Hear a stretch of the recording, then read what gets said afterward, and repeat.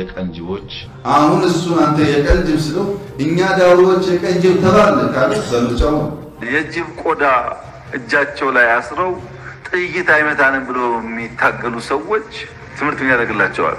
ጅብ ሲቆስል የራሱ ቁስል መላስ ጀምራል። ሲልስ ጅብና ደም ታቃላችሁ የተለየ ፍቅር አላቸው። በቅርቡ አንድ ቦታ ላይ የጅብ ግልገል ተሸክመው ሲሄዱ አገኘናቸው። ለምን ሲባል ጥይት እንዳይመታ።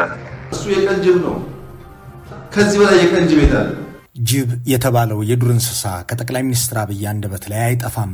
አንድ ሰሞን ከሀገሪቱ ህዝብ መዝሙር ባልተናነሰም ዝነኛ አድርገውት የቀንጅብ እያሉ ደጋፊዎቻቸው ጭምር በሚዲያ ሲናገሩት ነበር። አሁን ደግሞ ቆዳውና ግልገሉ ላይ ደርሷል። የቀንጅብ ሲል የነበረው አንደበታቸው በዚህ ንግግር ብዙዎችን በድንጋይ አስቀጥቅጦ አስገድሏል። ህፃናትና እናቶች፣ ለፍቶ አዳሪ ወጣቶችና አዛውንቶች ትግርኛ ስለተናገሩ ብቻ በፀጉረ ልውጥነትና የቀንጅብነት ተፈርጀው በየአካባቢው ተቀጥቅጠው ተገድለዋል። በእርሳቸው ስም ያንን የደቦ ፍርድ ይፈጽሙ የነበሩትን መንጋዎች ጠቅላይ ሚኒስትሩ አውግዘዋቸው አያውቁም። ይልቁንም ህዝብ ከፈረደ ምን አደርጋለሁ እስከ ማለትም ደርሰው ነበር። አሁን ደግሞ የጅብ ግልገልና የጅብ ቆዳ የሚል ነገር አምጥተዋል። ይህንን ከእርሳቸው አፍ ላይ የወሰዱ ሰዎችም የአማራን ህዝብ ለመዝለፍ ሲጠቀሙበት እየተስተዋለ ነው። በእርግጥ የአማራን ህዝብ መዝለፍ ለጠቅላይ ሚኒስትር አብይ እንግዳ ተግባር አይደለም። ከዚህ በፊት እንደ እንቁራሪት የሚጮህ ብለው ሲናገሩ የአማራ ብልጽግናና የአብን ጎረምሶች ቁጭ ብለው ያዳምጧቸው ነበር። ጮህታም ብለው የተሳደቡትን ስድብም ያስተጋባው የአማራ ቴሌቪዥን ነው። ህዝብን በአውራጃ ከፋፍለው በክልልም ጠቅልለው መዝለፍና ማዋረድ ኢትዮጵያን መምራት 1 ሚሊዮን ጉንዳን መሸከም ነው ብሎ እንደ አገር መሞለጭ የለመዱት ነገር ነው። የሚመራውን ህዝብ ለመስደብ የተፈጠረ አእምሮ መጨረሻው ምን ይሆናል የሚለውን ትተነው ጅቡ ላይ እናተኩር። በሳቸው አገዛዝ ላይ ጠመንጃ ያነሱትን ሰዎች ጥይት እንዳይመታቸው የጅብ ቆዳ እጃቸው ላይ አስረዋል፣ የጅብ ግልገልም ተሸክመው ይዞራሉ ብለዋቸዋል። ጥያቄው ጅብ ከጥይት የሚያስጥል ከጥቃትም የሚያድን ከሆነ ከጎንደርና ከበሻሻ በዘመድ አዝማድ የተሰባሰቡ የሪፐብሊካን ጋርድ አባላትን ቤተመንግስቱን እንዲጠብቁ ከማድረግ ከእንግሊዝ ኤምባሲ አናት ላይ በየካ ተራራ ውስጥ ያሉትን የጅብ ግልገሎች አምጥተው በዩኒቲ ፓርክ ዙሪያ ለምን ያሰፍሯቸውም? እርሶም የራስዎን ሰዎች ሰብስበው ሲቀመጡ የጥይት መከላከያ ቡሌት ፕሩፍ ከማድረግ ከኢሉባቡር ጫካ ጅብ ገድለው ቆዳውን ለምን አስረው አይቀመጡም የሚል ቢሆንም እሳቸው ግን ይህንን ድንቁርና ብለውታል።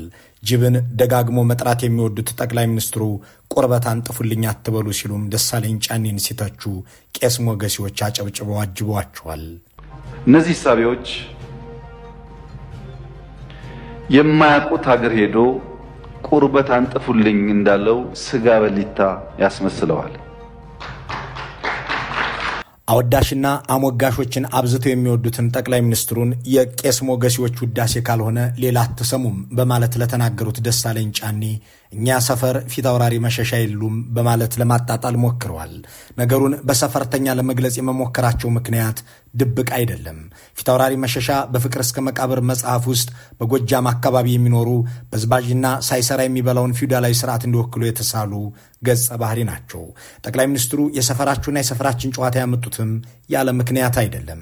ለመሆኑ ቄስ ሞገሴና ፊት አውራሪ መሸሻ ምንና ምን ናቸው? እነማስ ናቸው የሚለውን ማየት የአብይ ቄስ ሞገሲዎችን እነ ዳንኤል ክብረትን እነ ተመስገን ጥሩነህን እነ ታዬ አጽቀሥላሴን ለማነጻጸር ይጠቅማልና ከተነሳ አይቀር በሚል በጥቂቱ እንመለከተዋለን። ደሳለኝ ጫኔ ትግራይን ጨምሮ በርካታ አካባቢዎችን ዘርዝረው በእነዚህ ቦታዎች ላይ የተፈጸመው ወንጀልና ጄኖሳይድ ብልጽግና ኃላፊነት የሚወስድበትን መንገድ ሲጠይቁ አብይ ብስጭታቸውን መቋቋም ሲሳናቸው ተስተውለዋል። የትግራይ ጦርነት በእርሶና ፓርቲው ግንባር ቀደም ተዋናይ በእርሶ ማዝማችነት የተካሄደ መሆኑን ዘነጉት ወይ ብለዋቸዋል። መቼም ጠቅላይ ሚኒስትር አብይ እንደ አማራ ኢሊት ተጠቅመው የጣሉት እንደ ሸንኮራ አገዳ መጣው የተፉት ሌላ ስብስብ ማግኘት ያዳግታል። እሳቸውን እያወደሰና የሚያመጡትን የጥፋት ዕቅድ እየተገበረ አብሯቸው በዘለቀ አዋርደው አስረው አሳደውና ዘልፈው በታትነውታል።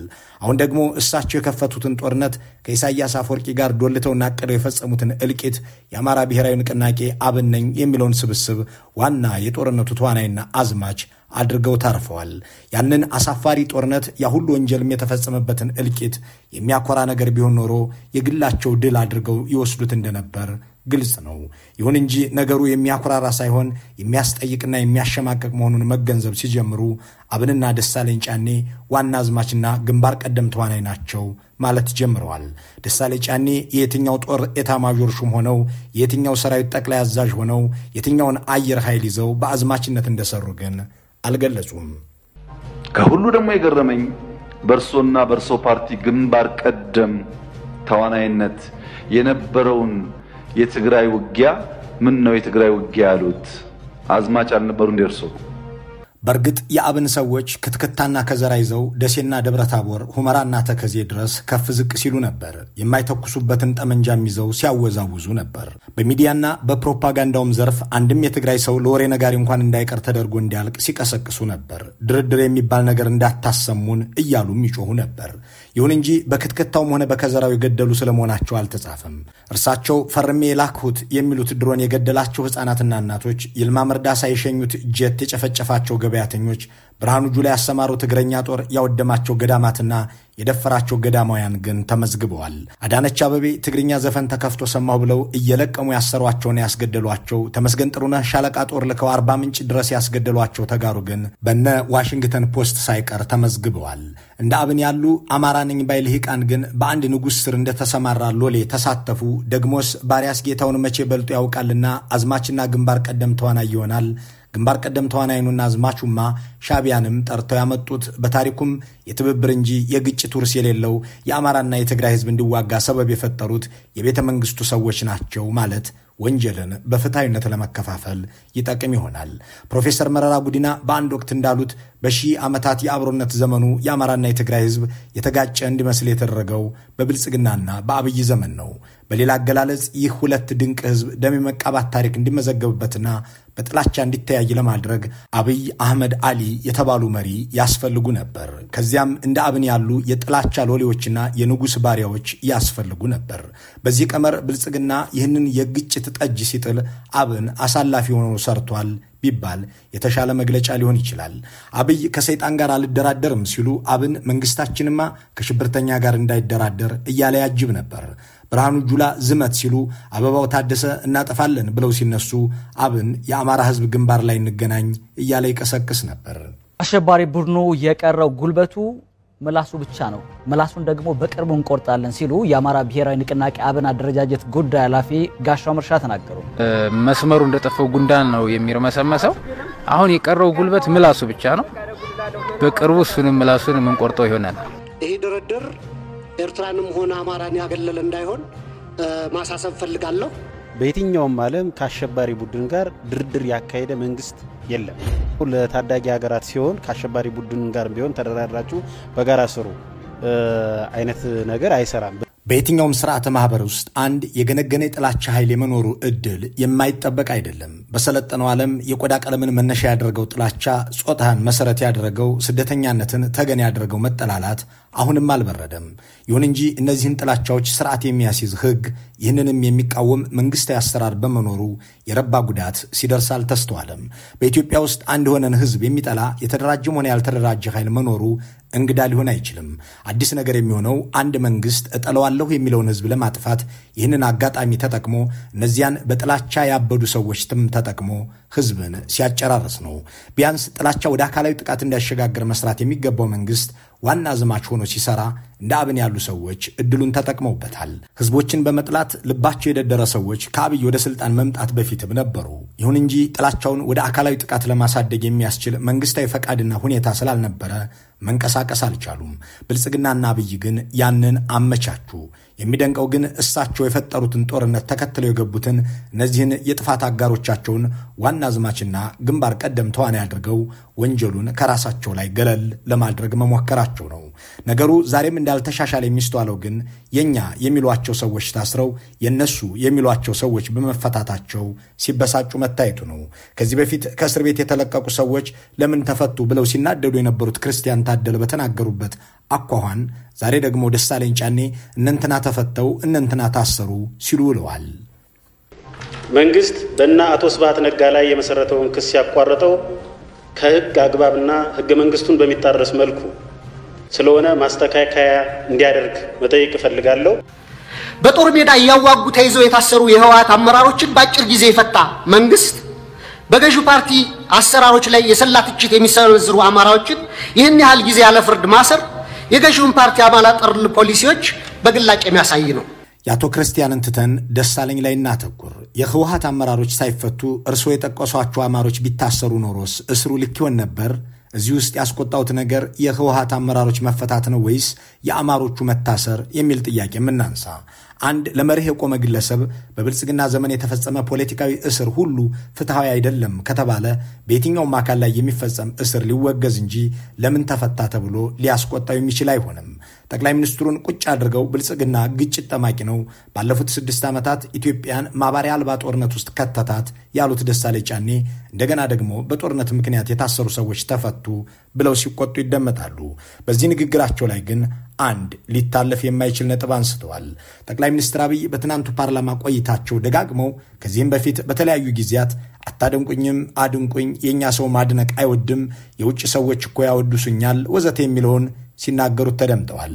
ይህንን ያስተዋሉ የሚመስሉት ደሳለኝ ጫኔ ከ10 ደቂቃ በላይ ጊዜ ወስደው አያሌ የአገዛዙ ነውሮችንም ዘርዘር አድርገው ይህንን ሁሉ የማነሳው ተሰማላችሁ ብዬ አይደለም፣ እናንተ የምትሰሙት የቄስ ሞገሴዎችን ውዳሴ ነው ብለዋል።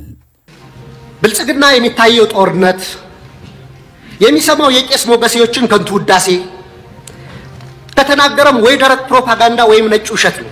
እርሶ መንግስት በቄስ ሞገሴዎች ውዳሴ ያሉት እኛ ሰፈር ፊታውራሪ መሸሻ የሉም፣ ቄስ ሞገሴዎች ምን ያደርጋሉ ነው።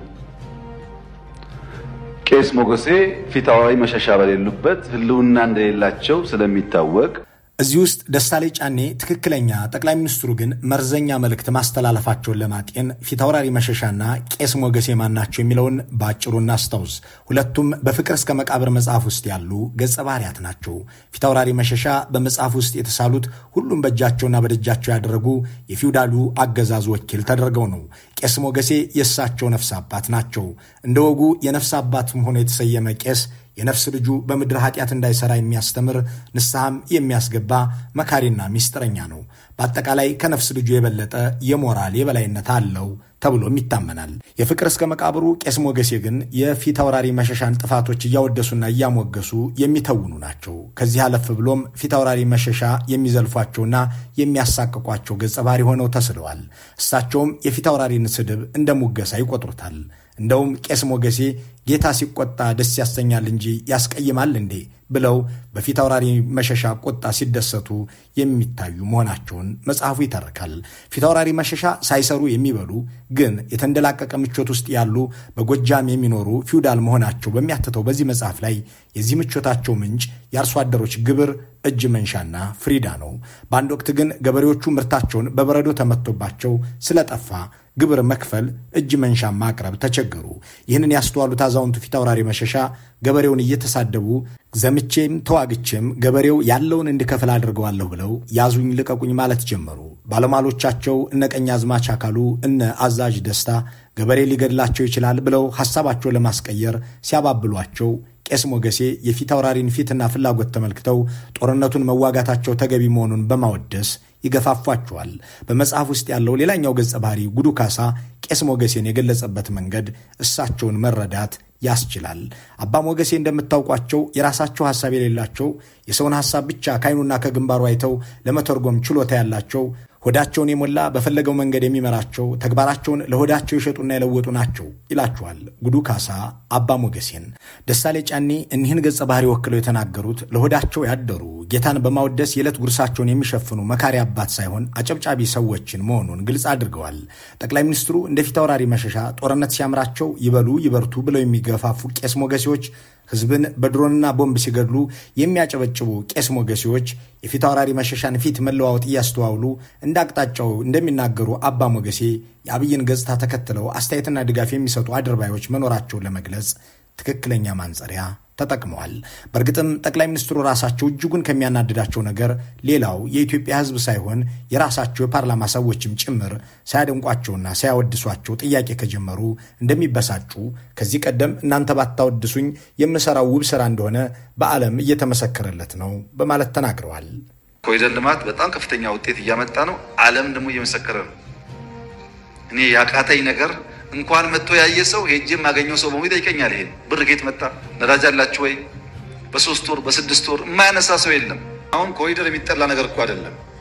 ዓለም በሙሉ ያደነቀው እንዴት ኢትዮጵያ ይጥለዋል። አብይ የቄስ ሞገሲዎች እጥረት የለባቸውም። ዳንኤል ክብረት በግጥምና በቅኔ ያወድሷቸዋል። ባጫ ደበሌ ያሞግሷቸዋል። ብርሃኑ ነጋ አሻጋሪ ይሏቸዋል። አያሌ የፌስቡክና የዩቲዩብ ቄስ ሞገሴ አሰማርተውም ይወደሳሉ። ፓርላማውም እያጨበጨበ ቄስ ሞገሴነቱን ይወጣላቸዋል። ኑሯቸው እንደ ፊት አውራሪ መሸሻ፣ አወዳሾቻቸውም እንደ ቄስ ሞገሴ ቢሆኑም ጠቅላይ ሚኒስትሩ ግን አንድ ጠንቀኛ ንግግር ጣል አድርገዋል። እኛ ሰፈር ፊት አውራሪ መሸሻ የሉም፣ እኛ ትናንትና እንናፍቅም ብለዋል። እንደ ፊት አውራሪ ሳይሰሩ መብላት አስገብሮም መብላት በእናንተ ዘንድ ያለ ነው እያሉ ደሳለኝ ጫኔ የመጡበትን አካባቢ መጠቆማቸው መሆኑ ነው። እንዳም ሆኖ ይህንን ፊውዳላዊ ስርዓትና ጭቆና ለመታገል ያገለገለውን ይህንን ፍቅር እስከ መቃብርን ራሱን የጻፉት ራሳቸው ሐዲስ ዓለማየሁ ጎጃሚ መሆናቸውን የዘነጉት ይመስላሉ። በእርግጥ የአማራን ሕዝብ ሰድቦ ለተሳዳቢ የሰጠው እንደ አብን ያለ ስብስብና እንደ አማራ ብልጽግና ያለ ቄስ ሞገሴ መሆኑ የሚካድ አይደለም። መልካሙን ሁሉ በመመኘት በዚሁ እንሰናበታለን።